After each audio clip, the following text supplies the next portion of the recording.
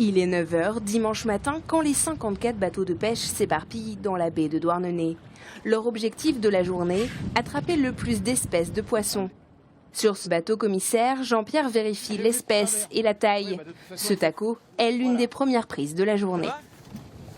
Le poisson qui est, voilà, taco 37 cm, donc qui lui aussi va repartir tranquillement à l'eau. Il faut pêcher aux appâts naturels pour essayer de faire un peu de tout, pour faire plein de variétés différentes. Les bateaux et les prises se succèdent. Ici, on essaie autant que possible de pratiquer le no-kill.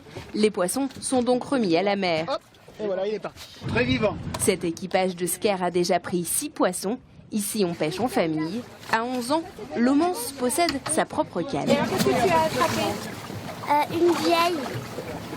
Elle faisait combien de centimètres? 35. Elles aussi commencent la pêche enfant.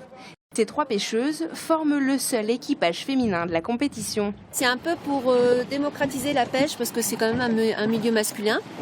Et moi, ça fait une dizaine d'années que je pêche. Et au début, il n'y avait pas beaucoup de femmes. On a exactement le même matériel qu'eux. On va l'utiliser plus en finesse ou on pêche comme eux, quoi.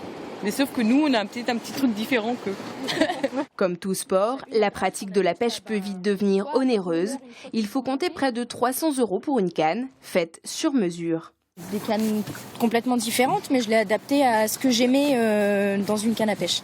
Et puis le design un peu féminin, un peu, un peu girly.